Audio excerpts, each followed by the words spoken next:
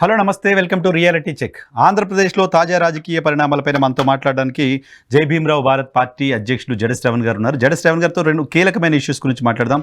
ఆంధ్రప్రదేశ్లో సోషల్ మీడియాకి సంబంధించి సోషల్ మీడియాలో జరుగుతున్న ప్రచారం, సోషల్ మీడియాలో ప్రభుత్వానికి వ్యతిరేకంగా ప్రచారం చేస్తున్నారనే కారణంతో కొంతమంది పైన చర్యలు తీసుకోవడం కోసం కొత్త చట్టం తీసుకురావాలా, ఏం చేయాలనే దానిపైన ప్రభుత్వం ఒక మంత్రివర్గ ఉపసంఘాన్ని ఏర్పాటు చేసింది. సో ఈ మంత్రివర్గ ఉపసంఘం ఏం చేయబోతోంది, సోషల్ మీడియాని కంట్రోల్ చేయాల్సిన అవసరం ప్రభుత్వానికి ఇప్పుడు ఎందుకు వస్తోంది?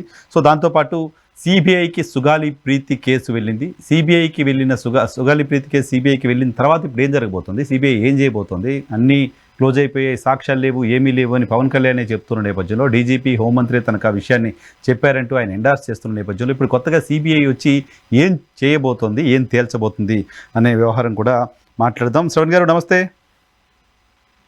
సార్ నమస్కారం. సార్ నమస్తే సార్. సార్ ముందుగా ఈ మద్యం కేసుకు సంబంధించి మాట్లాడదాం, ఆ తర్వాత మద్యం కేసు, సోషల్ మీడియా కేసు మాట్లాడి మిగతా ఇష్యూస్కి వెళ్దాం. సుగాలి ప్రీతి కేసు.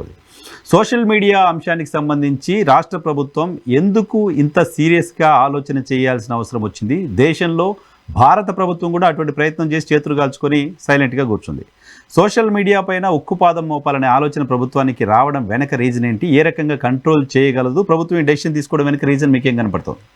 సార్ 2021 సంవత్సరంలో Telugu Desam party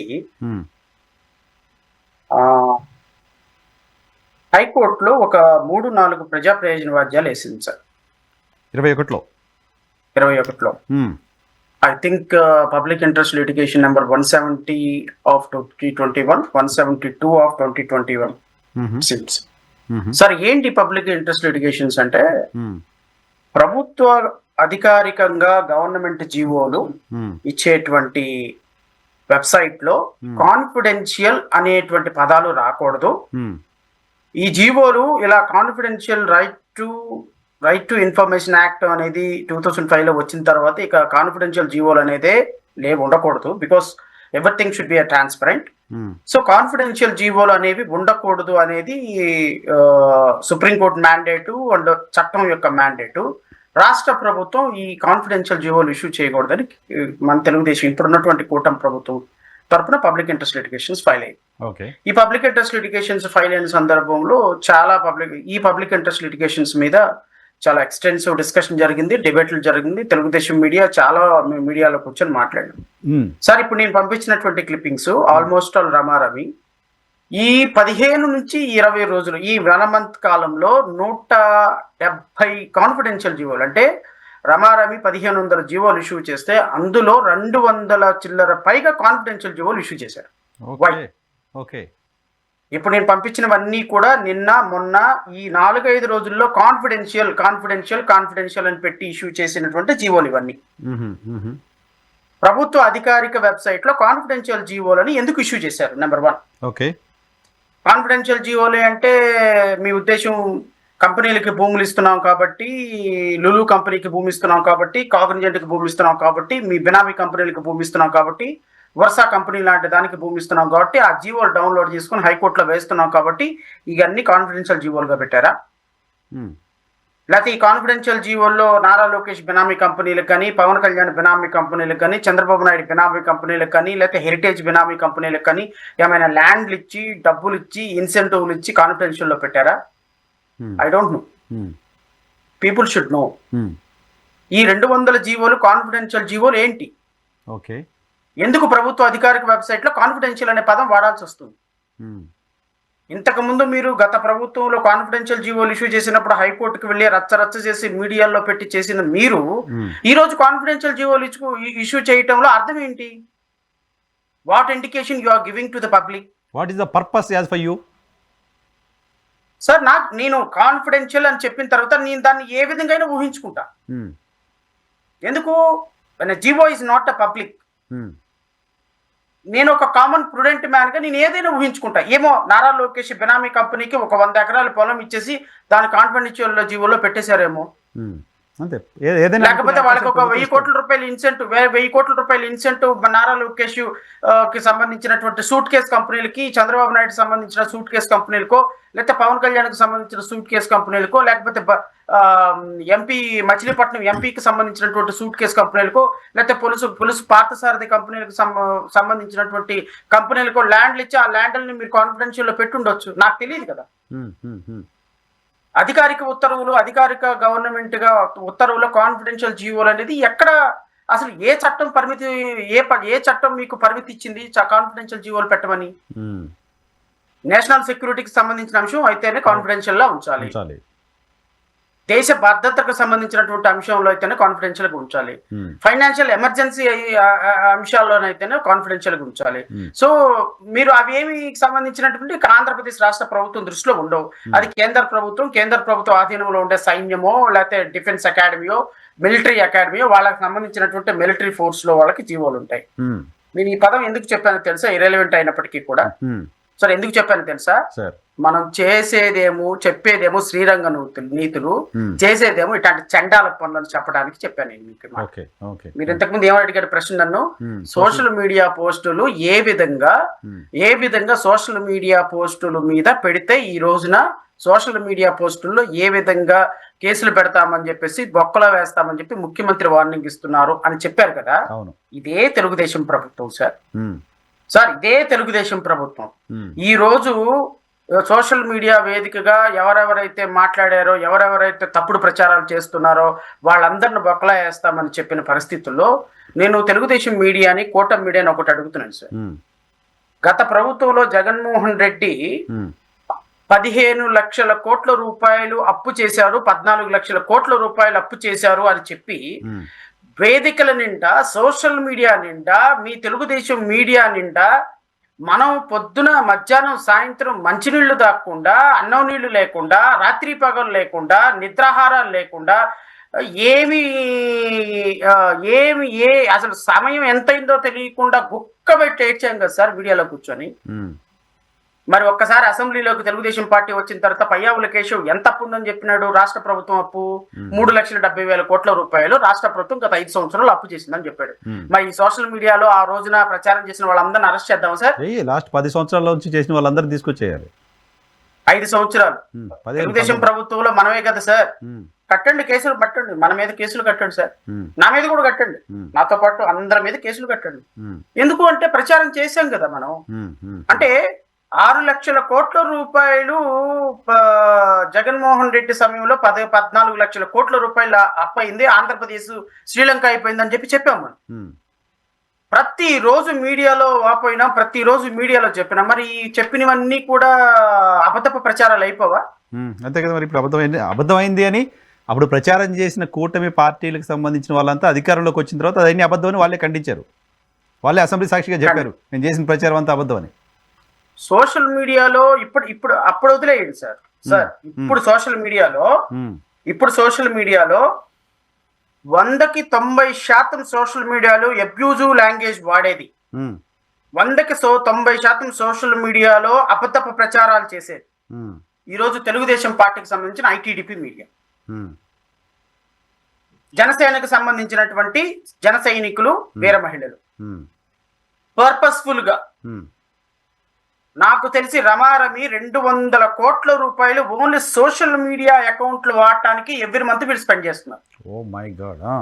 200 crores rupees only for purpose of managing the social media.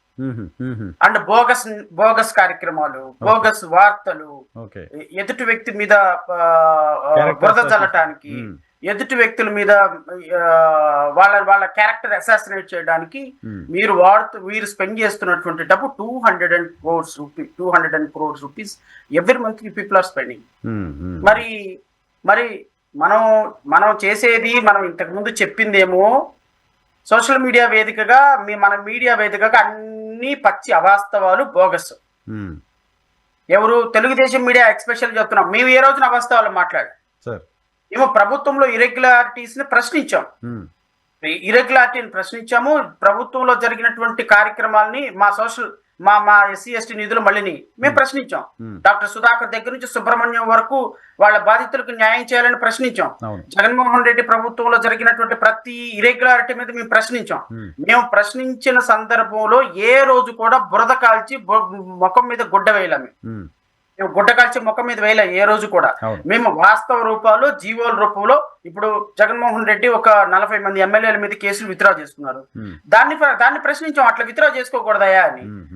So ఈ విధంగా రకరకాల అంశాల మీద మేము పోరాటం చేశాం. కానీ మీరు సోషల్ మీడియా వేదికగా తెలుగుదేశం పార్టీ ఐటీడీపీ మీడియా హవాగా నడుస్తూ ఈ రోజున కొన్ని వేల మంది క్యారెక్టర్స్ ని అసాసినేట్ చేస్తూ ఈ రోజు సోషల్ మీడియా వేదికగా తప్పుడు వార్తలని అసత్య ప్రచారాలని సత్యాలుగా మార్చడానికి చేసే ప్రయత్నంలో చేసేటువంటి మీ మీడియాని ముందు నియంత్రిస్తే అసలు ఈ చట్టాలు చేయాల్సిన అవసరమే ఉండదు. కాదు సార్, మీరు చెప్తున్నట్టు అన్ని వందల కోట్ల రూపాయలు సోషల్ మీడియా పైన ఖర్చు పెడుతూ ఒక పక్క క్యారెక్టర్ అసోసియేషన్ వాళ్ళ క్యాంపెయిన్ చేసుకుంటూ ప్రధానమైన మీడియా మొత్తం మెయిన్ స్ట్రీమ్ మీడియా మొత్తం వాళ్ళ చేతిలో పెట్టుకొని హోల్డ్ చేసి పట్టుకొని ఉండి కూడా ఇంకా సోషల్ మీడియా అంటే భయపడి పదే క్యాబినెట్ సమావేశంలో అరగంట సేపు సోషల్ మీడియాలో ఏదో జరుగుతోంది అని మాట్లాడుకునే పరిస్థితిలోకి ఎందుకు కూటమి సర్కార్ వెళ్తోంది? ఎందుకు వెళ్తుంది అంటే ఒక పిల్లోడు స్కూల్కి వెళ్ళడు, రోజు స్కూల్కి వెళ్ళకుండా ఎగ్గొట్టి తిరుగుతున్నాడు. తిరుగుతుంటే మనం ఏం మాట్లాడటంలా, తల్లిదండ్రులు ఏం మాట్లాడటం లేదు. సరేలే వెళ్తాడులే, వాడే ఇష్టం వచ్చినప్పుడు స్కూల్కి వెళ్తాడులే అని మాట్లాడటంలా. ఓ రోజు ఏదో కాలింది వాళ్ళ నాన్నకి, లాగి పెట్టి ఒకడు కొట్టాడు. పిచ్చి ఉతుకుడు ఉతికేటప్పటికి ఏడవటం మొదలుపెట్టినాడు. ఏడవటం మొదలుపెట్టి వాళ్ళ నాన్న తిట్టుకుంటా వెళ్ళిపోయినాడు స్కూల్కి. మీరు ఇంతే, మీరు వేస్ట్, మీరు తల్లిదండ్రులే కాదు, మీకు పిల్లలంటే ఇష్టం లేదు, మీరు నన్ను కొడతారా తిడతారా అని. ఇప్పుడు పవన్ కళ్యాణ్ పరిస్థితి, చంద్రబాబు నాయుడు పరిస్థితి, కూటమి ప్రభుత్వ పరిస్థితి అలా అయింది. ఏ విషయంలో అయింది? సుగాలి ప్రీతి విషయంలో అలా అయింది. లాగి పెట్టి కుక్కితే గుక్క పెట్టి ఏడుస్తుంది కూటమి ప్రభుత్వం. లాగి పెట్టి సోషల్ మీడియా కొడితే గుక్క పెట్టి ఏడుస్తుంది. గుక్క పెట్టి ఏడ్చి నిన్న జరిగినటువంటి పవన్ కళ్యాణ్ ఇమేజ్ మొత్తం మురుక్కలలో డ్రైనేజ్ కాలంలో కొట్టుకుపోయింది ఈ రోజున. పవన్ కళ్యాణ్ ఇమేజ్ మొత్తం సోషల్ మీడియా దెబ్బ అంటే ఏంటో నిన్న పవన్ కళ్యాణ్ కి జనసేనకి వీర మహిళలకు తెలిసింది. సోషల్ మీడియా దెబ్బ ఎలా ఉంటుందో నిన్న. సోషల్ మీడియా దెబ్బ మెయిన్ స్ట్రీమ్ మీడియా మొత్తం మీ దగ్గరే ఉంది కదా. అవును, ఇప్పుడు తెలుగుదేశం మీడియాకి సంబంధించి ఏబిఎన్, TV5, మహా టీవీయో, ఈనాడు, ఆంధ్రజ్యోతో 90% మేజర్ స్ట్రీమ్ మీడియా అంతా మీ దగ్గర ఉంది. మిగతా మీడియా ఏదైతే న్యూట్రల్ గా ఉన్న మీడియా మాట్లాడటానికి భయపడుతుంది. ఇంకా 4 ఏళ్ళు ఉంది కదా. ఇప్పుడు TV9, NTV వీళ్ళెవరు మాట్లాడరు. ఎందుకు మాట్లాడరు అంటే 4 సంవత్సరాలు ఉంది, మనం గోడ మీద పిల్లిలాగా ఉందాం, మనకెందుకు వచ్చిన తలకాయ నొప్పి, మనం ఏం మాట్లాడద్దు, మనం ఏదో 4 వంట వార్పు కార్యక్రమాలు వేసుకొని మమా అనిపించేసుకుందాం, మనకున్న సబ్స్క్రైబర్లు మనకున్నారని వాళ్ళు అనుకుంటున్నారు. ప్రజా సమస్యల మీద డిబేట్లు పెట్టడం, లేకపోతే ప్రజా సమస్యలను ప్రజలకు రిప్రజెంట్ చేసే విషయంలో వాళ్ళు ముందుకు రారు. బికాస్ దే కమర్షియల్ ఛానల్స్ కాబట్టి. But these channels are feeding by Andhra Pradesh government కాబట్టి they can project in any man. So ఇప్పుడు రాష్ట్ర ప్రజలకు ఆల్టర్నేటివ్ ఏంది అంటే సోషల్ మీడియా మాత్రమే. నిన్న పవన్ కళ్యాణ్ 2020-21లో సుగాలి ప్రీతి వాళ్ళ తల్లిని ఏ విధంగా దగ్గరకు తీర్చుకొని చెల్లెమ్మ అని మాట్లాడుతూ ఏ విధంగా సుగాలి ప్రీతి కేసుని ప్రపంచానికి పరిచయం చేస్తున్నానని చెప్పే విషయంలో రంకెలేసి గొడవలు పెట్టి అరిచి నిన్న వెంటనే ఆధారాలు లేవు, నన్ను ఏం చేయమంటారు? నేనేమన్నా వెళ్ళి ఇన్వెస్టిగేషన్ చేయాలా ఏంటి? డీజీపీని పిలిచాను, హోమ్ మినిస్టర్ పిలిచాను, హోమ్ మినిస్టర్ సిబిసిఐడికి మంది, సిబిసిఐడి వాళ్ళ దగ్గరికి వెళ్తే ఆధారాలు లేవంటే డిఎన్ఏ మారిపోయింది అంటున్నారు. నేను ఇన్వెస్టిగేషన్ చేయాలా పోలీస్ ఆఫీసర్నా? నేను కాదు కదా. అయినా మీరందరూ ఎమ్మెల్యేలందరూ మీరు ఇక్కడ ఏం చేస్తున్నారు? Law and order home minister Chandrababu Naidu గారి దగ్గర ఉంది. రేపు అసెంబ్లీలో మాట్లాడండి. వివేకానంద రెడ్డి హత్య ఎందుకు జరిగిందో మాట్లాడండి. సుగాలి ప్రీతి కేసు ఎందుకు జరిగిందో మాట్లాడండి. మీరు రేపు వెళ్ళి అసెంబ్లీలో మాట్లాడాలి. మీరు నేను మాట్లాడను, నేను ఉప ముఖ్యమంత్రి అయిపోయినా, నేను మాట్లాడాల్సిన సమయం అయిపోయింది, నా టైం ఓవర్. సో ఇప్పుడు నేను మాట్లాడను, నాకేం సంబంధం? హోమ్ మినిస్టర్ మాట్లాడాలి, మీ చీఫ్ మినిస్టర్ మాట్లాడాలి. నేను ఓన్లీ మాత్రమే మీడియాలో మాట్లాడగలుగుతాను. నేను ఏదైతే పాత్ర పోషించానో నా పాత్ర హైలైట్ అయిపోయింది. నాకు రావాల్సిన అవార్డు జాతీయ అవార్డు లాగా ఉప ముఖ్యమంత్రి అవార్డు వచ్చేసింది. ఆ అవార్డు తీసుకుని వెళ్ళిపోయినా, చక్కగా షోకేస్ లో పెట్టుకున్నాను, హ్యాపీగా ఉంది. నాకు ఇంకా నేను మాట్లాడాల్సిన అవసరం లేదు, ఆ పాత్ర మళ్ళీ పోషించాల్సిన అవసరం లేదు. సినిమా స్క్రిప్ట్ ఏం సార్? నిజంగా నేను చెప్తున్నా, మీరు ఏమని అనుకోండి కానీ పవన్ కళ్యాణ్ జీవితం సినిమాకి ఈక్వల్ గా రిలేటెడ్ రోల్. రియల్ లైఫ్ కూడా నేను ఈ ఫేస్ ఆఫ్ సోషల్ మీడియా కారణంగానే బయటకు వచ్చింది. First time. So Pawan Kalyan face చేయలేకపోవడం. సోషల్ మీడియా విక్టిమ్ అయినాడు. సోషల్ మీడియా విక్టిమ్ అయ్యాడు. Correct. I can call him as a social media victim first time. ఇంకోటి కూడా మీరు గమనించండి, పొలిటికల్లీ అని మాకు పొలిటికల్లీ అవుతుంది. వాళ్ళేమి ఆడవాళ్ళు కాదు. అంతకుముందు వాళ్ళ ఫ్యామిలీని కొంతమంది అప్పుడు తెలుగుదేశం పార్టీ టార్గెట్ చేసి క్యాంపెయిన్ చేయడం, వాళ్ళ ఫ్యామిలీ బాధితులు అవడం వేరే. ఇప్పుడు ఆయన మీరు ఒకటి గమనించండి, తెలుగుదేశం పార్టీకి సంబంధించినటువంటి చిన్నపాటి ఈవెన్ మండల స్థాయి కార్యకర్త కూడా సుగాలి ప్రీతి అంశం గురించి మాట్లాడలేక, మండల స్థాయి కార్యకర్త కూడా వాళ్ళు దాని మీద స్టేట్మెంట్ ఇవ్వాల. ఎందుకు ఇవ్వలేదు తెలుసా? ఇది పవన్ కళ్యాణ్ ఇమేజ్ కి చాలా ఇబ్బంది కలుగుతుంది అన్న విషయం వాళ్ళకి పూర్తిగా తెలుసు. ఇది పవన్ కళ్యాణ్ భుజాన్ని వేసుకున్న కేసు అన్న వాళ్ళకి పూర్తిగా తెలుసు. ఇది 19 ఆగస్టు 2017లో ఇది ఈ పాప మరణం మన ప్రభుత్వంలో ఉన్నప్పుడే జరిగిందన్న సంగతి వాళ్ళకి తెలుసు. 17/5/2018లో అంటే మన ఈ మర్డర్ జరిగిన 9 నెలలకే ఛార్జ్ షీట్ కంప్లీట్ చేశామన్న సంగతి తెలుగుదేశం పార్టీ కార్యకర్తలకు తెలుసు, తెలుగుదేశం నాయకులకు తెలుసు. ఎక్కడ ఛార్జ్ షీట్ కంప్లీట్ చేశాము, ఏ ప్రభుత్వంలో పోలీస్ ఆఫీసర్లు డిఎన్ఏ మార్చేశారు, ఏ ప్రభుత్వంలో స్పెర్మ్ టెస్ట్ జరిగింది, ఏ ప్రభుత్వంలో పాప మరణం పాపకు సంబంధించినటువంటి 6 స్లైడ్స్ మెడికల్ ఎగ్జామినేషన్ జరిగింది, ఏ ప్రభుత్వంలో ఫోరెన్సిక్ సైన్స్ ల్యాబొరేటరీ రిపోర్ట్ ఇచ్చింది, ఏ ప్రభుత్వంలో పోలీసులు ఛార్జ్ షీట్ ఫైల్ చేశారు, ఏ ప్రభుత్వంలో ఉన్నంగా కోర్టు దీన్ని కాగ్నిజెన్స్ తీసుకొని విచారణ మొదలుపెట్టింది. కంప్లీట్ గా జరగాల్సిన అనర్థం అంతా జరిగిపోయింది. తెలుగుదేశం పార్టీ సమయం తెలుగుదేశం పార్టీ అధికారంలో ఉన్న 2018 సంవత్సరం అన్న విషయం అందరికీ తెలుసు. ఇంకొకటి ఈవెన్ పోనీ ఫ్యాగ్ ఎండ్ లో అయినా ఏమన్నా ఉందా ప్రభుత్వం అంటే, ఈ ఛార్జ్ షీట్ ఫైల్ చేసిన 1 year వరకు కూడా తెలుగుదేశం ప్రభుత్వమే అధికారంలో. ఎగ్జాక్ట్లీ ఆ టైంలో పవన్ కళ్యాణ్ గారు మాట్లాడేది కూడా. ఇన్సిడెంట్ జరిగిన ఆగస్టు దగ్గర నుంచి మే ఛార్జ్ షీట్ ఫైల్ చేసేంత వరకు తెలుగుదేశం పార్టీ, మళ్ళీ మే వరకు కూడా తెలుగుదేశం పార్టీ అధికారంలో. సో ఒక సంవత్సరం 9 నెలలు అంటే 2 సంవత్సరాల పాటు తెలుగుదేశం పార్టీ అధికారంలో ఉండగా ఈ ఇన్సిడెంట్ జరగాల్సింది జరిగింది. ఈ స్పెరం మారిపోయింది, డిఎన్ఏ మారిపోయింది, ఆధారాలు తారుమారైపోయినాయి, ఈ ఛార్జ్ షీట్ ఫైల్ అయింది, అంతా మన హయాంలో అని తెలుసు. అండ్ ఫైనల్ దీంట్లో ట్విస్ట్ ఏంటి అంటే, ఆ సందర్భంలో కర్నూలులో ప్రధానమైనటువంటి నాయకుల లిస్టు తీస్తే 1, 2, 3 కట్టమంచి రామలింగారెడ్డి నిందితులు ఉన్నారు. ఈ నిందితులు తెలుగుదేశం పార్టీలో ప్రధానమైనటువంటి ఆ రోజున ప్రధాన పాత్ర పోషించేటువంటి వ్యక్తులు. అంటే ప్రధాన పాత్ర అంటే అర్థం ఏంటి? చంద్రబాబు నాయుడు గారు వస్తున్నారండి, ఇక్కడ మీటింగ్ పెట్టాలి, ఒక 5 కోట్లు ఖర్చు అవుతుంది అంటే, ఇదిగో 5 కోట్లు తీసుకుని వెళ్ళిపోయి చెక్ తీసుకుని వెళ్ళిపోయి పెట్టవా అనే స్టేజ్ లో ఆ నిందితులు ఆ రోజున ఉన్నారు. తెలుగుదేశం పార్టీ అధినాయకుడికి తెలుగుదేశం పార్టీ నాయకులకి తెలియకుండానే డిఎన్ఏ మార్చేశారా, పాప పోస్ట్ మార్టం రిపోర్ట్లు మార్చేశారా, మొత్తం నిందితులకి నెల రోజుల్లోపు బెయిల్ వచ్చేటువంటి చక్కని అవకాశాలను ఏర్పాటు చేశారా సార్? ఇవన్నీ కూడా ఈ రోజు మాట్లాడితే వాళ్ళకి మొత్తం తలకు చుట్టుకుంటాయి.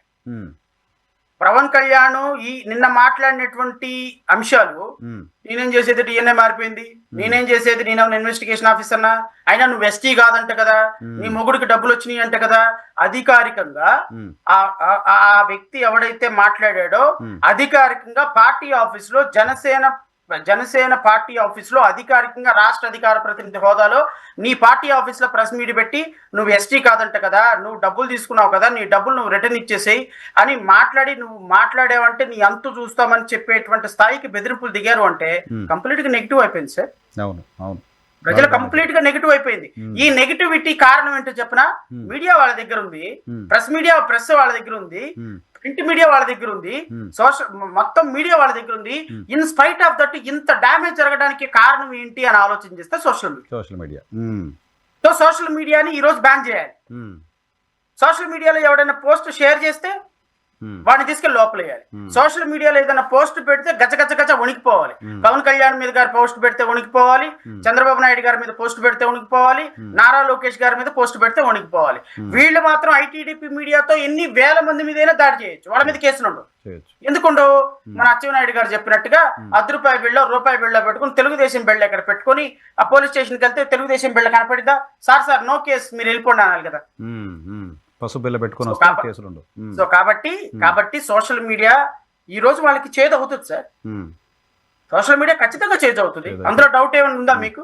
సో సోషల్ మీడియా మీద రేపొద్దున ఏ విధమైనటువంటి చట్టం చేసినా సోషల్ మీడియా కంట్రోల్ చేయాలని చేసేటువంటి ప్రయత్నం ఏంటి అంటే, గత 15 రోజుల నుంచి సుగాలి ప్రీతి అనే పాప మరణం మీద జరిగినటువంటి పెద్ద ఒక ఫోర్స్ సోషల్ మీడియా ఫోర్స్ ఈ రోజు సిబిఐకి వాళ్ళు ఇవ్వటానికి ఒకే ఒక కారణం because of social media. Okay, social media Sugali Preethi case అని చెప్పలేరు కాబట్టి యూరియా పైన తప్పుడు వార్తలు రాస్తున్నారు కాబట్టి సోషల్ మీడియాలో చేస్తామని చెప్తున్నారు. సార్ ఇప్పుడు సిబిఐకి ఇచ్చారు కదా సుగాలి ప్రీతి కేసు, సిబిఐ ఇప్పుడు ఏం చేస్తుంది? మరి పవన్ కళ్యాణ్ గారు చెప్తున్నారు ఏం లేవు, ఎవిడెన్స్ లేవు, డిఎన్ఏలు మారిపోయి డబ్బులు ఇచ్చారు కొనేసాడు. ఇప్పుడు ఏం చేస్తుంది? ఏం చేయడానికి అవకాశం ఉంది? ఏ రకంగా న్యాయం జరగడానికి అవకాశం ఉంది? సార్ నేను బహుశా ఐపీఎస్ లో లేకపోతే సీనియర్ ఇన్వెస్టిగేషన్ ఆఫీసర్ కాదు, లేకపోతే పవన్ కళ్యాణ్ గారు లాగా 2 లక్షల పుస్తకాలు చదవలేదు, నాకు అంత నాలెడ్జ్ లేదు. కానీ నేనైతే ప్రాథమికంగా ఒక లాయర్ గా నాకు తెలిసినటువంటి ఒక న్యాయమూర్తిగా కూడా పనిచేశాను కాబట్టి దీంట్లో ఏం చేస్తే ఆ పాపకు న్యాయం చేయగలుగుతాం అనే దాని మీద నా పర్సనల్ ఒపీనియన్ లీగల్ ఫ్రేమ్వర్క్ లో మొత్తం చెప్తాను.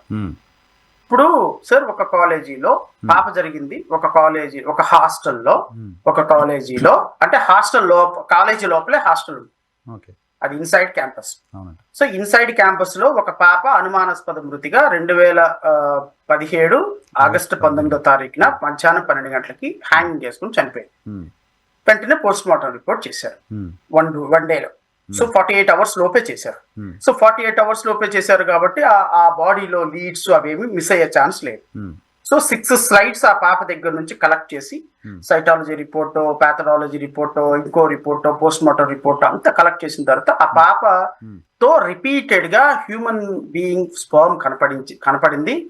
2 prior to death there is a sources of intercourse, sexual intercourse అని రాశారు.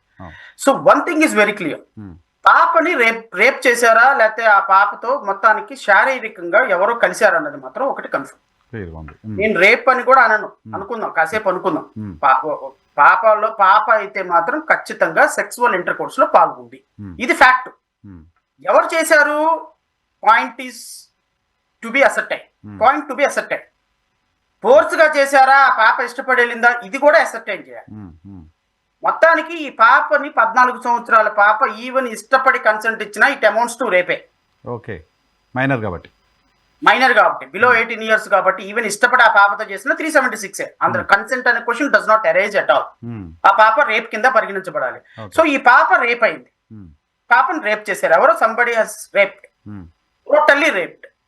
ఎందుకు? ఆ పాప రిపీటెడ్ సెక్సువల్ ఇంటర్ కోర్స్ అని ఉంది పోస్ట్ మార్టం. సో ఈ పాపని రేప్ చేయడానికి ఉన్న పాసిబిలిటీస్ ఏంటి అంటే కాలేజీలో పాసిబిలిటీస్ ఉంటాయి, హాస్టల్లో పాసిబిలిటీస్ ఉంటాయి, ఆ ముందు రోజు పాసిబిలిటీస్ ఉంటాయి. ఎందుకంటే మనం 48 అవర్స్ తర్వాత చేసాం కాబట్టి ఎగ్జాక్ట్లీ ఎప్పుడు జరిగిందో రేపు చెప్పలేము, బట్ 24 hours ఆర్ 48 hours చెప్పగలుగుతాం కాబట్టి. So prior to death sexual inter course ఉంది. సెక్సువల్ ఇంటర్ కోర్స్ అంటే అది 48 hours లోపే జరిగి ఉండాలి, అదర్వైజ్ ట్రేసెస్ అవ్వవు బాడీలో. సో ఇప్పుడు కాలేజీలో ఎంతమంది అటెండర్స్ ఉన్నారు, లెక్చరర్స్ ఉన్నారు, ఎంతమంది మేల్ పర్సన్స్ ఉన్నారు, హాస్టల్లో ఎంతమంది అటెండర్లు ఉన్నారు, వార్డెన్లు ఉన్నారు, మేల్ పర్సన్స్ ఉన్నారు, ఇంక్లూడింగ్ ఎండి చైర్మన్లతో సహా, టీచర్స్ తో సహా అక్కడ ఉన్నటువంటి మగవాళ్ళందరినీ కూడా ఇప్పుడు సిబిఐ అప్పుడు ఏం చేశారు, వీళ్ళు ఎవరి స్పోము టెస్ట్ చేయాల, అక్యూజ్డ్ 1, 2, 3 నిందితులది మాత్రమే టెస్ట్ చేశారు. వీళ్ళు ఏం చేయాలి అంటే నిందితులతో టెస్ట్ చేసినప్పుడు నిందితులది ఆ స్పర్మ్ డిఎన్ఏ తో మ్యాచ్ కాకపోతే what the police are suppose to do, they suppose to extend the investigation beyond point లోకి వెళ్ళి ఇన్వెస్టిగేషన్ ని వేరే వాళ్ళని టెస్ట్ చేసి వేరే వాళ్ళ లీడ్స్ తీసుకునే ప్రయత్నం చేయాలి కదా. ఇన్వెస్టిగేషన్ ఏం చేశారు, తల్లిదండ్రులు వీళ్ళ మీద 3 మీద ఏలైతే చూపించారని డిఎన్ఏ మ్యాచ్ అవ్వకపోయినప్పటికీ వాళ్ళ దగ్గర డబ్బులు తీసుకొని తెలుగుదేశం పార్టీ నాయకులు కాబట్టి మమాని ఛార్జ్ షీట్ ఫైల్ చేశారు. ఓకే, తప్పు ఎక్కడ జరిగింది అంటే ఇనీషియల్ ఇన్వెస్టిగేషన్ లోనే పోలీసులు ఈ డిఎన్ఏ మిస్ మ్యాచ్ అయినప్పుడు దీన్ని ఎక్స్టెండ్ చేసి రియల్ కల్ప్రిట్ ఎవరో పట్టించుకోకుండా వీళ్ళ 3 మీద ఫైనల్ గా మమా అని ఛార్జ్ షీట్ వేసేసారు. ఓకే, ఇప్పుడు సిబిఐ ముందున్న బిగ్ ఛాలెంజ్ ఏంటి అంటే ఆ రెలవెంట్ టైంలో పనిచేసినటువంటి వ్యక్తులందరినీ కూడా పట్టుకొని వాళ్ళల్లో ఏమైనా నిందితుడు ఉన్నాడా, ఈ పాప డిఎన్ఏతో మ్యాచ్ అయ్యేటువంటి నిందితులు ఎవరైనా ఉన్నారనేది first the police CBI has to ascertain. Okay, అది ఎంతమంది అయినా కానీ 1000 మంది ఉంటే 1000 మంది. ఇప్పుడు వివేకానంద రెడ్డి హత్య కేసులో 5000 మందిని ఇప్పటి వరకు రమారమి విచారణ చేశారు. మహా అయితే ఆ కాలేజీలో చదివిన వాళ్ళు ఇడిదిప్పి 200-300 మంది కంటే ఎక్కువ ఉండకపోవచ్చు, ఎంప్లాయీస్ కావచ్చు, టీచర్లు కావచ్చు. Let them bring in to the clutches of the law. తీసుకురమ్మనండి, సో టెస్ట్ చేయండి. మొక్కుబడిగా వీళ్ళు అడుగుతున్నారు కాబట్టి సోషల్ మీడియాలో నెగిటివ్ అవుతుంది కాబట్టి డ్యామేజ్ అవుతుంది ఇమేజ్ కాబట్టి ఇచ్చినట్టుగా చూడాలా, నిజంగా చిత్తశుద్ధితో నిందితులు ఎవరో తేల్చడం కోసం చేసినట్టుగా మీకు ఏమైనా కనపడుతుందా? సార్, ఈ కేసులో ఆధారాలు లేవు అని పవన్ కళ్యాణ్ చెప్పేశాడు. పవన్ కళ్యాణ్ తన ఇంటెలిజెన్స్ తో చెప్పాల. పవన్ కళ్యాణ్కి చెప్పిందే సిఐడి డీజీ. అవును, డీజీ గారు చెప్పారని చెప్పారు. డీజీపీ చెప్పాడు, డీజీ చెప్పాడు. There is no possibility. ఈ రోజు నిందితులను పట్టుకోవటం అసమం అన్న విషయం వాళ్ళకి తెలుసు. ఇప్పుడు నిందితులను పట్టుకొని వాళ్ళు ఛార్జ్ షీట్ ఫైల్ చేసే పరిస్థితి ఉండదు. ఎందుకు ఉండదు అంటే, ఇప్పుడు నిందితులను పట్టుకొని కొత్త ఛార్జ్ షీట్ కనుక ఫైల్ చేస్తే పాత ఛార్జ్ షీట్ ఇన్వెస్టిగేషన్ ఎప్పటికీ పక్కకి వెళ్ళిపోదు. విత్డ్రా చేసుకున్న క్వశ్చన్ లేదు. మీకు ఒక లాలో చాలా ఇంపార్టెంట్ ఫ్యాక్టర్ అవుతుంది. లాలో ఒక్కసారి ఛార్జ్ షీట్ ఫైల్ చేసిన తర్వాత ఫర్దర్ గా మీరు రీఇన్వెస్టిగేషన్ కి ఎక్కడ లాలో స్కోప్ లేదు. ఓన్లీ ఫర్దర్ ఇన్వెస్టిగేషన్ కి మాత్రమే స్కోప్ ఉంది. రీఇన్వెస్టిగేషన్ ఛాన్స్ లేదు, అసలు రీఇన్వెస్టిగేషన్ అనే పదమే లేదు. సో ఛార్జ్ షీట్ లో ఉన్న ప్రతి అక్షరం వాళ్ళు మనసా వాచా కర్మన నమ్మి దానికి సంబంధించిన ఎవిడెన్స్ ఉంటే మాత్రమే ఛార్జ్ షీట్ లో పెడతారు. ఫర్ యువర్ కైండ్ ఇన్ఫర్మేషన్, ఒక్కసారి ఫస్ట్ ఛార్జ్ షీట్ లో ఇన్వెస్టిగేషన్ లో ఎగ్జామిన్ చేసిన ఎవిడెన్స్ కానీ ఎగ్జామిన్ చేసినటువంటి సాక్షులను కానీ మళ్ళా విచారణ చేయడానికి లేదు, ఆ సాక్షులను మార్చడానికి లేదు, మరలా వాళ్ళని ఎగ్జామిన్ చేసే అవకాశం ఈ పోలీసులకు లేదు. ఎగ్జాక్ట్లీ మీకు నేను ఉదాహరణ చెప్తా. మొన్న అనంతబాబు కేసులో రీఇన్వెస్టిగేషన్ కు ఆర్డర్ చేసింది ప్రభుత్వం. అనంతబాబు హైకోర్టుకు వచ్చాడు. హైకోర్టుకు వచ్చినప్పుడు హైకోర్టులో జరిగిన వాదోపవాదనలు ఇదే. కొన్ని వందల మందిని ఎగ్జామిన్ చేసి ఛార్జ్ షీట్ ఫైల్ చేసి నెంబర్ అయ్యి విచారణ మొదలుపెట్టిన సందర్భంలో మరలా ప్రభుత్వం దీన్ని రీఓపెన్ చేస్తాను అంటే కుదరదు. ఇప్పుడు ఎవరినో ఫిక్స్ చేయాలనే చేసే ప్రయత్నంలో ఈ రీఇన్వెస్టిగేషన్ కు ఆర్డర్ చేశారంటే చట్టంలో ఎక్కడ రీఇన్వెస్టిగేషన్ అనే పదం ఉండదు, ఫర్దర్ ఇన్వెస్టిగేషన్ మాత్రమే. ఇప్పుడు ఈ నిందితులతో పాటుగా మిగతా నిందితులు రావాలి తప్ప ఈ నిందితులు డిఎన్ఏ మ్యాచ్ కాకుండా ఈ నిందితులను పక్కన పెట్టే ప్రొసీజర్ చట్టంలో లేదు. ఇప్పుడు వీళ్ళు వచ్చి కొత్తగా మొదలుపెట్టి వాడెవడో రేప్ చేసాడండి, వాడిని పట్టుకున్నాము, వీళ్ళ ముగ్గురు తూచండి, వీళ్ళ ముగ్గురు నిర్దోషులు అంటే కుదరదు. ఫస్ట్ ఛార్జ్ షీటే ఒక్క పదము ఒక్క అక్షరం కూడా ఫస్ట్ ఛార్జ్ షీట్ లో మార్చే అవకాశం వీళ్ళకి లేదు, చట్టంలో లేదు. విచారణ కంప్లీట్ అయితే ట్రయల్స్ దాకపోతే అప్పుడు ట్రయల్స్ లో ఏం జరుగుతుందో చూస్తే అప్పుడు వాళ్ళు దోషులా నిర్దోషులా తేలిపోతుంది. ఇప్పుడు వీళ్ళతో పాటుగా కొత్త దోషులను కనిపెట్టాల్సిందే. వీళ్ళు ఖచ్చితంగా దోషులుగా ఉంటారు. వీళ్ళ లేని ఛార్జ్ షీట్, వీళ్ళ లేని కేసు ఇంకా అసలు లేనే లేదు. సో ఇది చాలా క్లిష్టమైనటువంటి విషయం. సో ఇప్పుడు ఇవన్నీ కూడా దే నో వెరీ వెల్. అందుకోసమని కేవలం సోషల్ మీడియా దెబ్బకు తట్టుకోలేక మాలాంటి వాళ్ళ దెబ్బకో మీలాంటి వాళ్ళ దెబ్బకో మిడిల్ వేలో ఉండి సమాజం బాగుండాలని కోరుకునే వాళ్ళ న్యూట్రల్ పీపుల్ దెబ్బకు తట్టుకోలేక ఈ రోజున మమ అని చేతులు తెలుపుకుని సిబిఐకి ఇచ్చారు తప్ప సిబిఐకి ఇవ్వాలని చిత్తశుద్ధి చంద్రబాబు నాయుడుకి లేదు, నారా లోకేష్కి లేదు, పవన్ కళ్యాణ్కి అంతకంటే లేదు. బట్ న్యాయం అయితే జరగాలి, కోరాం సిబిఐకి ఇవ్వమని. సిబిఐ ఏం చేస్తుందో చూద్దాం. దాంతోపాటు ఏం సార్ మద్యం కేసు ఏంటి? మద్యం కేసు ఏమైనా చల్లబడిపోయిందా, చెప్పబడిపోయిందా? మద్యం కేసులో ఛార్జ్ షీట్కి సంబంధించి ఎట్లా మీరు ఇప్పుడు ప్రస్తావన తీసుకొచ్చారు. మద్యం కేసుకు సంబంధించిన మొదటి ఛార్జ్ షీట్లో సిట్ అధికారులు చెప్పిన మాట మద్యం కేసుకు సంబంధించిన డబ్బులన్నీ ఎన్నికల్లో ఖర్చు పెట్టారు అని. దాని మీద మీరు కూడా కోర్టుకు వెళ్ళి ఉన్నారు, ఎలక్షన్ కమిషన్ కూడా అప్రోచ్ అయ్యి ఉన్నారు. సో ఏంటి మద్యం కేసు స్లో డౌన్ అవుతుందా, టోన్ డౌన్ అవుతుందా, ఉంటుందా? జగన్మోహన్ రెడ్డి అరెస్ట్ ఉండదా? అసలు ఏం జరుగుతుంది సార్? ఇప్పుడు చట్టం ఇలా ఉంటుంది అని చెప్పగలం కానీ రాజకీయ నాయకుల మూవ్ ఎలా ఉంటుందో మనం చెప్పలేం. పొలిటికల్ లీడర్స్ మూవ్ని బట్టే బేస్ చేసుకుని ఉందా ఇది? పొలిటికల్ మూవ్ ఎలా ఉంటుంది అనేది వి కాంట్ ప్రిడిక్ట్ 100%. ఎందుకంటే ఇప్పుడు చంద్రబాబు నాయుడు కూటమి ప్రభుత్వం ఎలా ఆలోచన చేస్తుంది, ఎలా చేస్తుంది అంటే వీళ్ళు జగన్మోహన్ రెడ్డిని అరెస్ట్ చేస్తే సింపతి వస్తుందేమో అని ఒకవేళ ఆలోచన చేస్తుంది. ఒకవేళ జగన్మోహన్ రెడ్డిని అరెస్టు చేసి కోర్టు ముందుకు తీసుకెళ్తే సాక్ష్యాలు ఏవి అని జడ్జి అడిగితే ఏం సమాధానం చెప్పాలో అర్థం కాని పరిస్థితిలో ఉన్నారు. ఎందుకంటే వీళ్ళు ఇప్పుడు ఒక మాజీ ముఖ్యమంత్రి వ్యక్తిని అరెస్ట్ చేసినప్పుడు ఆ వ్యక్తి దగ్గర డబ్బులన్నా దొరకాలి, ఆ వ్యక్తి లీడ్ చాలా స్ట్రాంగ్ గా అన్నా ఉండాలి. ఇప్పుడు ఒక 10% ఆధారాలు సేకరించారు అనుకోండి, మిగతా 90% ఆధారాలు సేకరించడానికి మిమ్మల్ని అరెస్ట్ చేయొచ్చు. అసలు మీ దగ్గర ఆధారాలే దొరకనప్పుడు మిమ్మల్ని ఏ బేసిస్ తోటి అరెస్ట్ చేస్తాము? వాళ్ళు ఛార్జ్ షీట్ లో కమిట్ అయినట్టుగా 3,500 కోట్ల రూపాయలు ఎలక్షన్ లో ఓటర్లను ప్రభావితం చేయడానికి జగన్మోహన్ రెడ్డి ఖర్చు పెట్టాడని చెప్తున్నారు. జగన్మోహన్ రెడ్డి దగ్గర ఇప్పుడు రూపాయి లేదు మద్యానికి సంబంధించిన డబ్బు. పోనీ జగన్మోహన్ రెడ్డి దగ్గర మద్యానికి సంబంధించి డబ్బుతో కొన్న బంగారం లేదు, మద్యానికి సంబంధించినటువంటి డబ్బుతో కొన్న చీరలు నగలు, వాళ్ళ మిస్సెస్ కున్న చీరలు నగలు లేవు. మద్యానికి సంబంధించి కొన్నటువంటి ఆస్తులు, అంతస్తులు, బిల్డింగ్లు, మహారాజా ప్యాలెస్లు లేవు. జగన్మోహన్ రెడ్డి దగ్గర ఇప్పుడు డబ్బులు, ఆ మద్యానికి సంబంధించిన డబ్బులు ఎక్కడున్నాయి ఏంటి అంటే అవన్నీ ఎలక్షన్ లో పనిచేశారు. ఎలక్షన్ లో పనిచేశారంటే నేను ఒప్పుకోను కదా, యాజ్ బీయింగ్ జడ్జిగా అక్కడ కూర్చుని ఆయన ఒప్పుకోడు కదా, ఎవిడెన్స్ కావాలిగా. అరే అలా ఎలా చేస్తావా నువ్వు? 2014 నుంచి 19 వరకు చంద్రబాబు నాయుడు 3 లక్షల కోట్లు ప్రజల దగ్గర నుంచి దోచుకొని దాన్ని అంతా 2019 ఎలక్షన్ లో పెట్టిస్తాడండి అంటే ఊరుకుంటారు? ఊరుకోరు కదా. సో లా అనేది మీరు నేను మాట్లాడుకున్నట్టు ఉండకూడదు. ఇప్పుడు మీరు ఏదంతా అధికార వర్గాల బాగట్ట అందరూ అలా అనుకుంటున్నారు, ప్రజలు విశ్వసనీయంగా చర్చించుకుంటున్నారని మాట్లాడవచ్చు.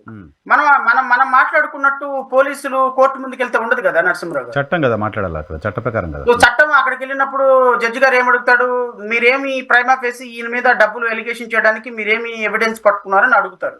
ఖచ్చితంగా వాళ్ళు సపోర్ట్ చేయాలి. సో ఇప్పుడు జగన్మోహన్ రెడ్డికి సపోర్ట్ చేయాలి అంటే, ఇప్పుడు జగన్మోహన్ రెడ్డి పిఏకి 100 కోట్లు వచ్చినాయి కాబట్టి 100 కోట్లు వచ్చినాయి కాబట్టి జగన్మోహన్ రెడ్డి వచ్చినట్టు కాదు కదా. జగన్మోహన్ రెడ్డి నన్ను కనెక్ట్ చేయాలి అంటే నా పిఏ దగ్గర నుంచి నాకు ఎట్లా వచ్చిందో రూట్ వాళ్ళు ఎస్టాబ్లిష్ చేయాలి. మనీ ట్రయల్ ఎలా జరిగింది జగన్మోహన్ రెడ్డి గాని ఎస్టాబ్లిష్ చేయాలి. వీళ్ళేం చెప్తున్నారు, కిక్ బ్యాక్స్ రూపంలో వాడి దగ్గర నుంచి వాడికి, వాడి దగ్గర నుంచి వీడికి, వీడి దగ్గర నుంచి వాడికి, వీళ్ళందరూ వచ్చి తాడేపల్లి ప్యాలెస్ లో డబ్బులు అక్కడ బయట పెట్టేసి పూలకుండి దగ్గర లేకపోతే చెత్త వేసే కుండీ దగ్గర డబ్బులు పెట్టి రోజు వెళ్ళిపోతే జగన్మోహన్ రెడ్డి గారు పళ్ళు తవ్వుకుంటూ వెళ్ళి లుంగి పైకి కట్టుకుని వెళ్ళిపోయి ఆ డబ్బులు మూట తీసుకొని వచ్చుకొని ఇంట్లో పెట్టుకున్నాడు అని రాయలేరు కదా. అలాగే రాశారు ఛార్జ్ షీట్ లో. ఛార్జ్ షీట్ లో అలాగే రాశారు. ఏమని రాశారు, డబ్బులు మొట్ట వాడి నుంచి వీడికి వచ్చింది, వీడి నుంచి వీడికి వచ్చింది, వీడి నుంచి జగన్మోహన్ రెడ్డికి వచ్చింది. జగన్మోహన్ రెడ్డికి ఎక్కడికి ఇచ్చారు డబ్బులు అంటే ఆ విధంగా 3,500 కోట్ల రూపాయలు పాస్ అయినాయి. ఎప్పటి నుంచి పాస్ అయినాయి? మద్యం పాలసీ మారినప్పటి దగ్గర నుంచి నిన్న ముఖ్యమంత్రిగా ఎలక్షన్ కి వచ్చేంత వరకు ఎవ్రీడే పాస్ అయినాయి. మరి ఎవ్రీడే పాస్ అయిపోతే సీసీ కెమెరాలు ఏమైనాయి? మీ దగ్గర ఉన్నాయి సీసీ కెమెరాలు. ఎవరు డబ్బులు అక్కడ పెట్టాడు సీసీ ఫుటేజ్ చేయండి. జగన్మోహన్ రెడ్డి ఎలా లుంగి కట్టుకొని పళ్ళు దొంగ వచ్చి ఆ డబ్బులు తీసుకుని లోపలికి వెళ్ళాడు, సీసీ ఫుటేజ్ ఉండాలి, ఆ డబ్బులు ఉండాలి, రావణ డబ్బులతో ఏం చేశాడు ఉండాలి.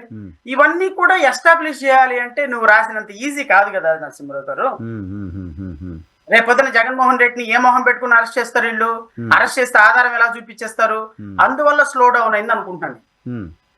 ఆయన అరెస్ట్ చేయాలని చాలా స్ట్రాంగ్ గా ఉంది మనసులో. కానీ Telugu Desam party media, Telugu Desam party social మీడియాలోనే జరుగుతున్న ప్రచారం, కొంతమంది దాన్ని ఎండార్స్ చేస్తూ మాట్లాడుతున్న మాటలు ఏంటంటే, రాష్ట్రపతి ఎన్నికకు మద్యం కేసుకు సంబంధం ఏదో ఉంది, రాష్ట్రపతి ఎన్నిక నేపథ్యంలో మద్యం కేసు నీరుగారబోతోంది లాంటి ఒక చర్చ ఉంది బయట. సార్ ఈ చర్చలు, పాలిటిక్స్, రాష్ట్రపతి ఉపరాష్ట్రపతి ఎన్నికకి మద్దతు ఇస్తాడా, ఉపరాష్ట్రపతి ఎన్నికకి ఈయన మద్దతు ఇస్తాడా, ఈయన మద్దతు ఇచ్చాడు కాబట్టి అక్కడ ఆగిపోతాయి. అమిత్ షా, భారతీయ జనతా పార్టీ జగన్మోహన్ రెడ్డికి బంధువులు. సార్ ఇవన్నీ కూడా భారతీయ జనతా పార్టీ వాళ్ళకి ఎవరైతే అధికారంలో ఉంటారో వాళ్ళే చుట్టాలు, వాళ్ళే బంధువులు, వాళ్ళే స్నేహితులు, వాళ్లే కావాల్సిన వాళ్ళు. ఈ రోజు కూటమి ప్రభుత్వం అధికారంలో ఉంది. కూటమి ప్రభుత్వం మాట దాటి వాళ్ళు వెళతారని నేను అనుకోను. ఒకవేళ వాళ్ళు ఈ విధమైనటువంటి కన్సిడరేషన్ తోటి ఉపరాష్ట్రపతి ఎన్నికకి ఆయన మద్దతు ఇచ్చాడు కాబట్టి అరెస్ట్ చెయ్యము, ఇలాంటి పిచ్చి పనులు, పిచ్చి యాంటిసిపేషన్స్ లేకపోతే ఆస్పిరేషన్స్ ఉంటాయి అని నేను అనుకోవటంలా. నేను లా పరంగా మాట్లాడితే పొలిటికల్ గా 190 ఉండొచ్చేమో. సోషల్ మీడియా స్పెక్యులేషన్స్ ఇవన్నిటిని కూడా పెట్టుకోవాల్సిన అవసరం లేదు. నేనేమంటాను అంటే, ఈ జగన్మోహన్ రెడ్డిని అరెస్ట్ చేద్దామని అనుకునే లోపే సుగాలి ప్రీతి అంశం బయటకు వచ్చింది. సుగాలి ప్రీతి అంశం ఎప్పుడైతే బయటకు వచ్చిందో ఆటోమేటిక్ గా కూటమి ప్రభుత్వం డిఫెన్స్ లో పడిపోయింది.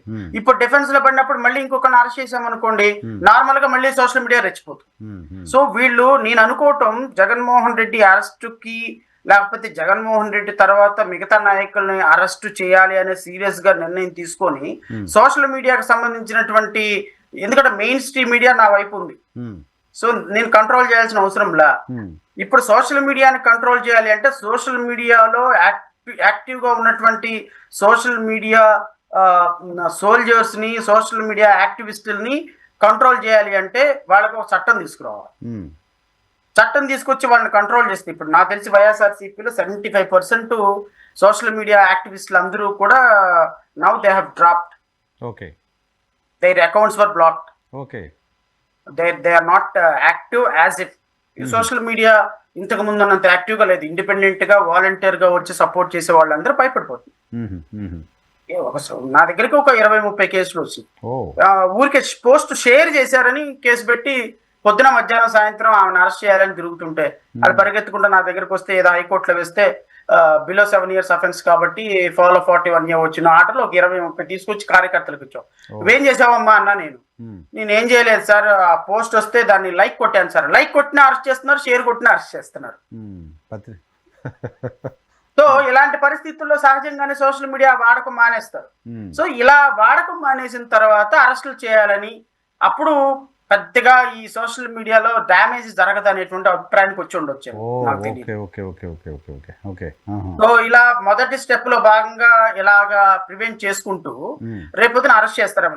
నేను అనుకోవటం, అరెస్ట్ చేసిన తర్వాత the police must support their arrested, because as if it's not whims and fancies of a government or police officer, they should support. What are the reasons to be recorded in a remand report? What are the circumstances forced the police officer to go for an arrest? So ఇవన్నీ రేపొద్దున complicate అవుతాయి కాబట్టి బహుశా వాళ్ళు arrest చేయడానికి సిద్ధపడి ఉండలేదేమో, నాకు తెలియదు. వాడు ఏదేమైపోయినా ఒకటైతే మాత్రం కన్ఫర్మ్ సార్, 3,500 కోట్ల రూపాయలు జగన్మోహన్ రెడ్డి అండ్ టీం ఈ డబ్బుల్ని ఎలక్షన్ లో స్పెండ్ చేశారు టువర్డ్స్ బయింగ్ ఓటర్స్ అని చార్జ్ షీట్ ఫైండింగ్ ఇచ్చిన తర్వాత. సో మా పార్టీకి సంబంధించినటువంటి 25 మంది ఎమ్మెల్యే అభ్యర్థులు ర్యాండమ్ గా పిక్ చేసి, మీ 25 మంది అభ్యర్థులు వాళ్ళందరూ కూడా హైకోర్టులో రిట్ పిటిషన్ ఫైల్ చేశారు. ఎలక్షన్ కమిషన్ దీని మీద ఎంక్వైరీ చేయాలి.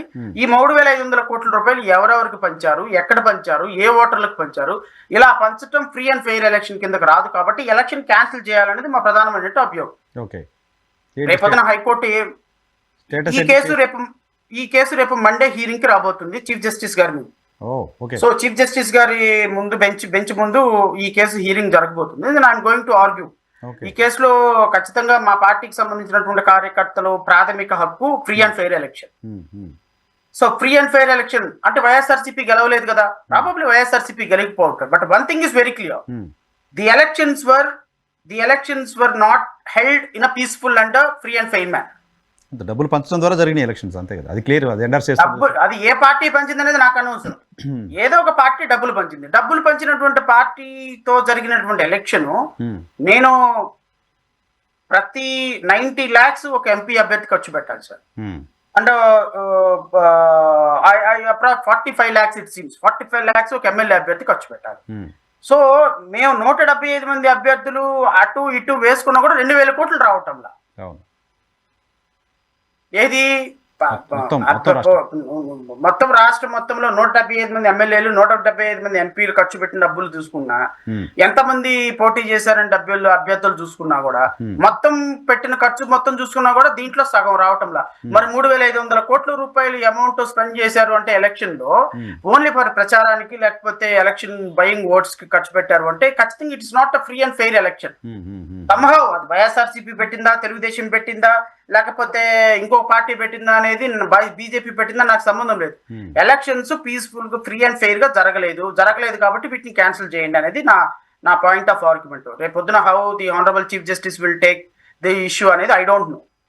ఏవైనా ఒకవేళ నెగిటివ్ గా వచ్చింది అనుకోండి, will go to Supreme Court. What is there anyway alternative remedy ఉంది. సో ఖచ్చితంగా ఎలక్షన్ కమిషన్ దీని మీద విచారణ చేపట్టాలి. నేనేం అడుగుతున్నానంటే రీజనబుల్ గా ఎలక్షన్ కమిషన్ ఏమో ఒక పక్క ఫ్రీ అండ్ ఫెయిర్ గా ఎలక్షన్ జరిగింది, మనీ ప్రవాహం ఏం లేదని డిక్లరేషన్ ఇచ్చింది. అవును, వాళ్ళు ఇచ్చినటువంటి కన్ఫర్మేషన్ కి ఆపోజిట్ గా ప్రీమియర్ ఇన్వెస్టిగేషన్ ఏజెన్సీ అయిన సిట్ ఏమో 3,500 కోట్ల రూపాయలు ఖర్చు పెట్టారు election entire election for corrupted అని అంటుంది.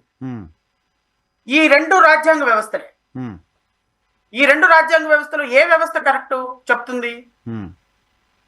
యాజ్ ఏ కంటెస్టింగ్ క్యాండిడేట్ గా నాకు తెలుసుకోవాల్సిన బాధ్యత నా మీద ఉంది కదా. డెఫినెట్ గా ఉంటుందిగా. నేను అదే అడుగుతాను. రెండు వ్యవస్థలు రెండు కరెక్ట్ ఉండడానికి ఛాన్స్ లేదు కదా. ఒకే విషయం పైన ఇద్దరు కరెక్ట్ అవ్వడానికి ఛాన్స్ లేదు. ఎవరో ఒకరే కరెక్ట్, ఆ ఒక్కరు ఎవరు అనేది తేలాలి. ఆ వర్కర్ ఎవరు అనేది కంటెస్టింగ్ క్యాండిడేట్ తెలిస్తే సో దట్ మేము మేము ఓడిపోవడానికి పలానా కారణం తెలుసుకునే అవకాశం ఉంది. ఓకే సార్, చివరిగా ఈ కోనసీమ జిల్లాల్లో ఫ్లెక్సీ వివాదం ఏమైనా వచ్చిందా మీ దృష్టికి? జనసేనకు సంబంధించిన కొంతమంది నాయకులు ఫ్లెక్సీ ఏర్పాటు చేస్తూ మీరెంత, మీ స్థాయి ఎంత, రోడ్ల మీదకి ఈడ్ చేస్తాం తరహాలో కొంత అభ్యంతరకరమైన భాష మాట్లాడుతూ ఫ్లెక్సీలు ఏర్పాటు చేయడం, దానికి సంబంధించిన వివాదం, పవన్ కళ్యాణ్ గారికి సంబంధించిన కార్యకర్తలు చేసిన రచ్చ. సార్ ఇది ఈ అంశం అనేది చాలా రియల్లీ ఇట్స్ షాకింగ్ ఫ్యాక్ట్ అండి నిజంగా. అంటే సార్ ఇది కళ్యాణ్ సీమ, ఇది చూడండి కళ్యాణ్ సీమ, కళ్యాణ్ సీమ ఎప్పటికీ మాదే. కళ్యాణ్ సీమ, ఇది కళ్యాణ్ సీమ ఎప్పటికీ మాదే. నార్మల్ గా ఇది కోనసీమ అంబేద్కర్ జిల్లా.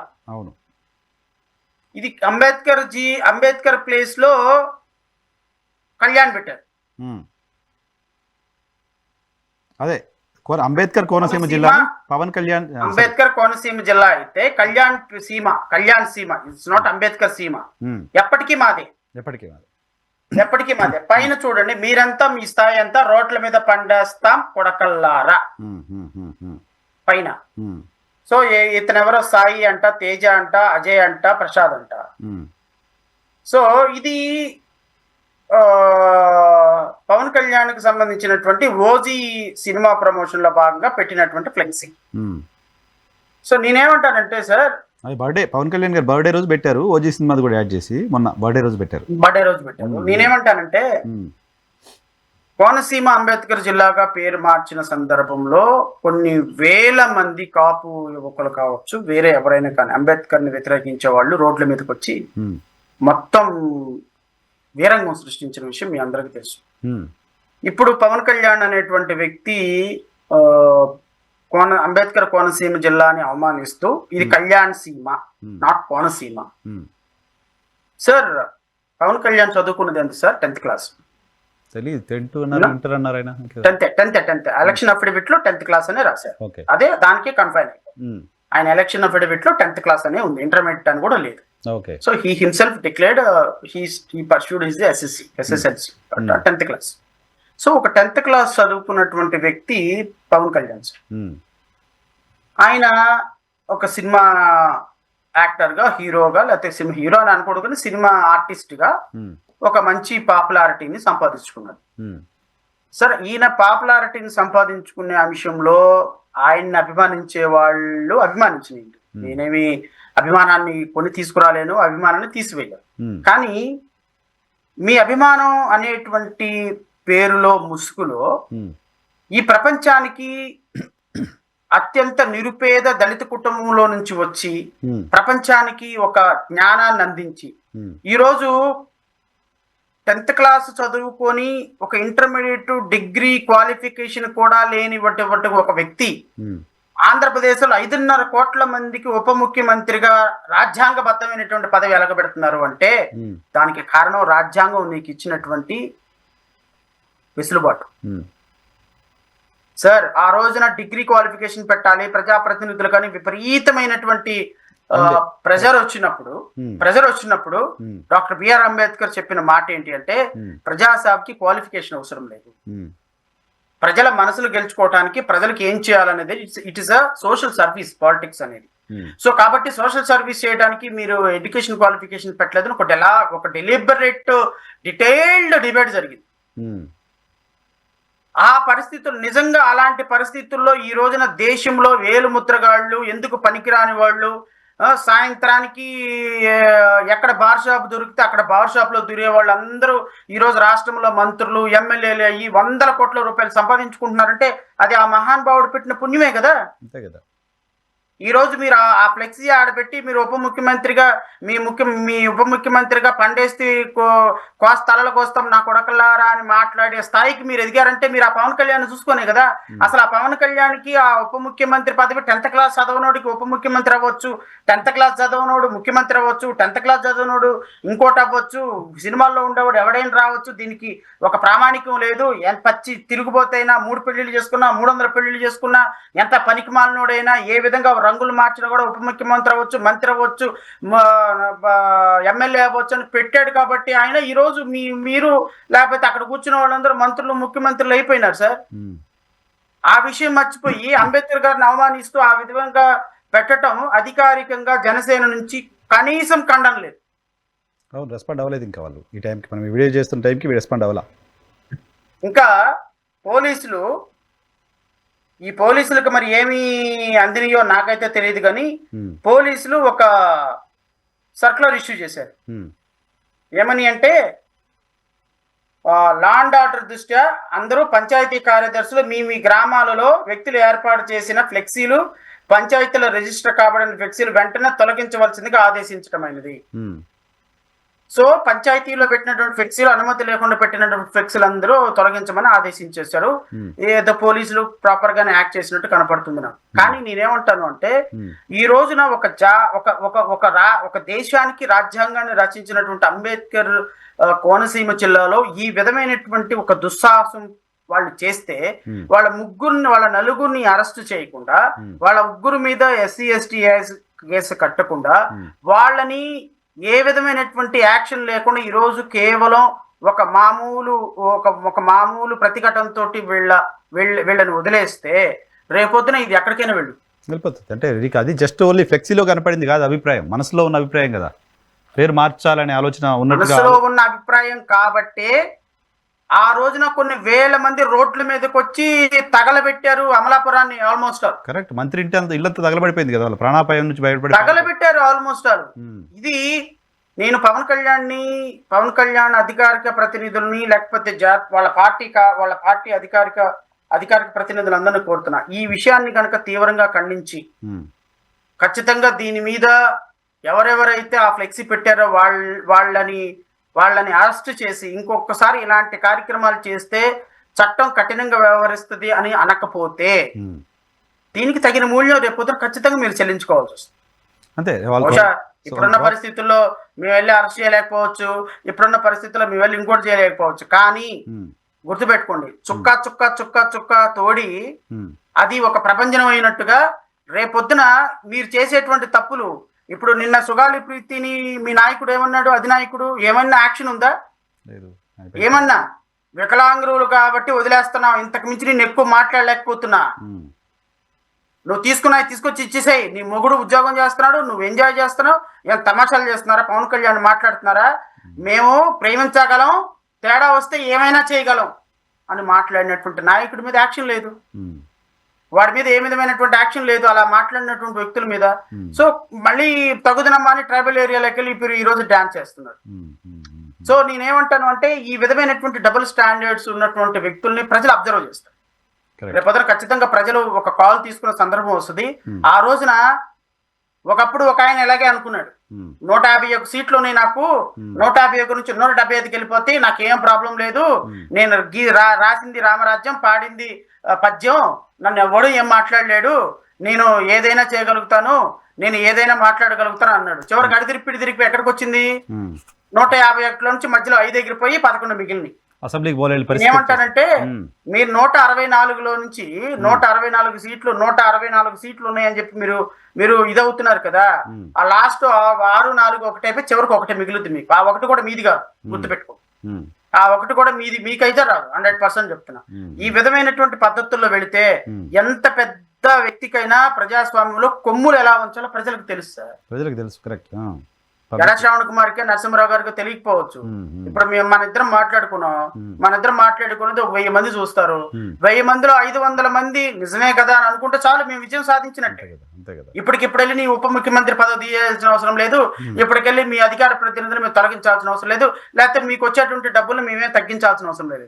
కానీ ప్రజల ఆలోచన విధానాన్ని మార్చడంలో ఖచ్చితంగా మేము మా ప్రయత్నం, మా వంతు ప్రయత్నం మేము చేస్తానే ఉంటాం, మీడియాగా చేస్తూనే ఉంటాము, ప్రజాస్వామ్యవాదులుగానే చేస్తూనే ఉంటాం, అంబేద్కర్ సిద్ధాంతాలు నమ్మే వ్యక్తులకి ఎప్పటికీ చేస్తూనే ఉంటామని నేను మీ ద్వారా గౌరవ ముఖ్యమంత్రికి, ఉప ముఖ్యమంత్రి గారికి తెలియజేస్తాను. నాకు ఒక్క పాయింట్ అర్థం కాదు సార్, చివరిలో క్విక్గా, అంబేద్కర్కి సంబంధించిన పేరు ఒక జిల్లాకు పెడితే దాన్ని సహించలేక గతంలో జరిగిన ఆందోళన చూసాం.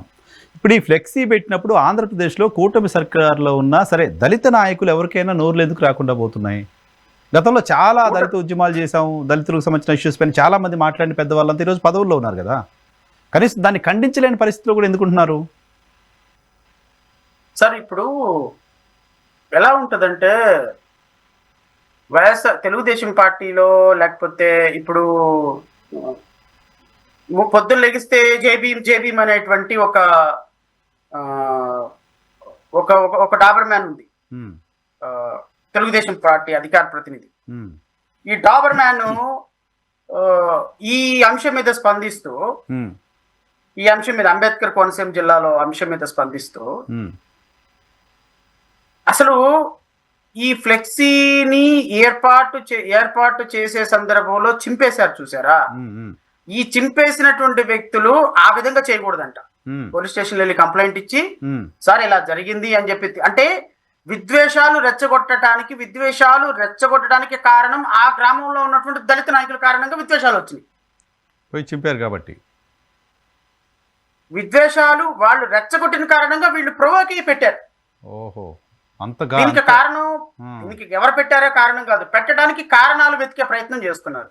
ఎందుకు అంటే తెలుగుదేశం పార్టీలో కుక్క బిస్కెట్లు వేస్తారు కదా, ఆ బిస్కెట్ల కోసం జాతీయ నాయకులుగా, రాష్ట్ర నాయకులుగా తెలుగుదేశం పార్టీలో, జనసేనలో, బీజేపీలో ఉన్న దళిత నాయకులందరూ స్పందించుకోవడానికి కారణం అదే. ఎవరు స్పందిస్తారు, ఎందుకు స్పందిస్తారు సార్? అంబేద్కర్ గారి పేరు చెప్తే ఎవరు ఓటేయరు, అంబేద్కర్ గారు చెప్తే, ఐడియాలజీ చెప్తే ఒక పోస్ట్ లో లైక్ కొడతారేమో, ఎవరు రేపొద్దున ఓటేయరు. తెలుగుదేశం పార్టీలో చేరితే తెలుగుదేశం పార్టీకి 40% ఓటింగ్ ఉంది, ఒక 50 కోట్లు ఖర్చు పెడతారు, చేస్తారు. సో ఇవన్నీ కూడా అంబేద్కర్ గారి ఫోటోని, అంబేద్కర్ గారిని కేవలం ఓటు బ్యాంక్ గా చూసి వాడుకోవడానికి ఉపయోగపడతాయి తప్ప నిజంగా ఆయన ఇంటిగ్రిటీని, ఆయన ఐడియాలజీని తీసుకెళ్లే ప్రయత్నం సీరియస్ గా జరగటంలో ఎందుకు జరగటం లేదు అంటే there are n number of reasons sir. దానికి ఎన్ నెంబర్ ఆఫ్ రీజన్స్. ఇప్పుడు నేను ఏ కోనసీమ జిల్లాలో, అదే కోనసీమ జిల్లాలో ఉన్నటువంటి పి గన్నవరం ఎస్సీ కాన్స్టిట్యున్సీ, అది జనసేన పార్టీ ఎమ్మెల్యే, ఆయన వెళ్ళి ఏం అడగలేడే అసలు. ఏ రోజైనా ఆయన ఒక సమస్య గురించి మాట్లాడారా? సో సమస్యల గురించి మాట్లాడేవాడు ఎప్పుడు కూడా లీడర్ కాలేడు సార్, పొలిటీషియన్ కాలేడు. ఇప్పుడు నేను లేకపోతే కొంతమంది ఉన్నారు. ఇప్పుడు పి గన్నవరం ఎమ్మెల్యే ఉన్నాడు, పి గన్నవరం ఎమ్మెల్యే పేరు ఎంత టక్కుమని చెప్పండి మీరు. తెలీదు. ఎంతసేపు ఆలోచించారంటే తెలియదు అన్నట్టే అర్థం. పి గన్నవరం ఎమ్మెల్యే మనకు తెలీదు. ఆ సంవత్సరం 5 నెలలు అవుతుంది వచ్చి ఎమ్మెల్యేగా వచ్చి. So this is called politician, this is called political system. అంటే పొలిటికల్ సిస్టమ్ లో ఎమ్మెల్యే, ఎంపీ, మినిస్టర్ అవడానికి ఒక లైన్ ఉంది. ప్రజా సమస్యలు, ప్రజా రిప్రజెంటేషన్స్, జస్టిస్ ఇవన్నీ రిప్రజెంట్ చేయడానికి ఇంకో లైన్ ఉంది. మేము ఈ లైన్ లో ఉన్నాం, వాళ్ళందరూ ఆ లైన్ లో ఉన్నారు. ఈ లైన్ వాళ్ళు ఈ లైన్కి రారు, ఈ లైన్ వాళ్ళు ఈ లైన్కి రారు. కరెక్ట్. కానీ అన్ఫార్చునేట్ రెస్పాండ్ అయ్యి ఉంటే బాగుండేది అనిపించింది. అంబేద్కర్ కూడా పార్టీల కొనంలో రాజకీయ సరే బయటికి రెస్పాండ్ అవ్వలేదు. ఆ పార్టీ పైన ఒత్తిడి తీసుకొచ్చి వాళ్ళతోటి క్షమాపణ చెప్పించడమో లేకపోతే వాళ్ళపైన చర్యలు తీసుకునేలా చేయటం అదన్నీ చేయొచ్చు కదా. బయట కనపడకుండా పార్టీకి ఇబ్బంది వస్తుంది, ప్రభుత్వానికి ఇబ్బంది వస్తుంది అనుకుంటే ఆ పని కూడా చేయకపోవడం దుర్మార్గం. చూద్దాం రెస్పాండ్ అవుతారా మీకు పైన. మనం ఏం చేయగలిగింది లేదు నరసింహరావు గారు. ఈవెన్ రేపు పొద్దున అంబేద్కర్ గారు ఎలక్షన్ లో పోటీ చేసినా అంబేద్కర్ గారు ఆ లైన్ లో ఉండాల్సింది, ఈ లైన్ లో ఉంటే కుదరదు. ఈ లైన్ లో ఉంటే కుదరదు. ఎమ్మెల్యే గారు ఆయన అంబేద్కర్ అవుతారు కానీ ఆయన ఆ లైన్ లో ఉండాల్సిందే. ఈవెన్ రేపు పొద్దున అంబేద్కర్ గారు వచ్చి ఎలక్షన్ లో పోటీ చేసి అయ్యా నేనేనయ్యా రాజ్యాంగం రాసింది అన్నా, మీరు ఈ లైన్ లో నుంచోరా అని అడుగుతారు అంతే. ఆ లైన్ లో నుంచుంటేనే ప్రజాప్రతినిధి. ఈ లైన్ లో వచ్చిన ప్రజాప్రతినిధి అప్పటికి కాలేదు. ఇదిగో నాలాగా కోట్లు వేసుకొని మీలాంటి వాళ్ళతో డిబేట్లు పెట్టుకుంటే జీవితం కొనసాగిపోతాం. మీరు చేస్తున్నది సేవే, మీరు చేస్తున్నది సర్వీసే ప్రజలకి. Service motive is always different from political motive. That is what I want to say. Self respect తో కూడిన పాలిటిక్స్ అంటున్నా. సెల్ఫ్ రెస్పెక్ట్ తో కూడిన పాలిటిక్స్ చేస్తున్నప్పుడు పదవులు వస్తాయి రాదని సెకండరీ కదా. చివరికి మిగిలేదు అది ఒకటే. చివరికి మిగిలేదు మనకు ఒకటే. నేను ఫైనల్ గా మాట చెప్పి ముగిస్తా సార్. నాకు తెలిసి అంబేద్కర్ గారు ఆయన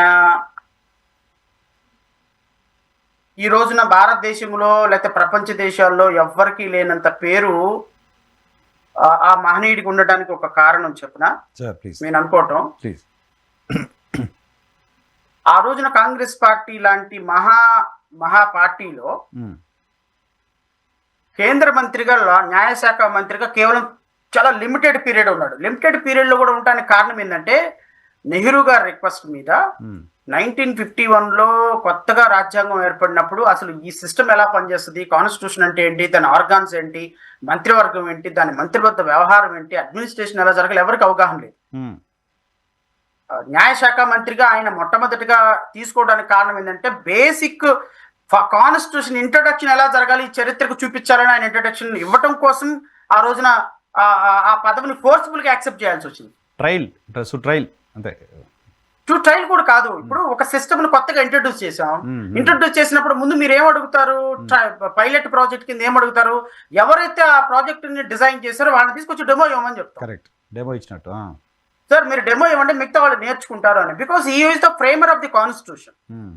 so he knows in and out about the constitution, the rules, frames, how it will work, but because nobody knows, even Supreme Court doesn't know, judges doesn't know, because అప్పుడు ఉన్నటువంటి వాళ్ళంతా బ్రిటిష్ జడ్జెస్, భారతదేశంలో judges లేరు because supreme court was not established by the time.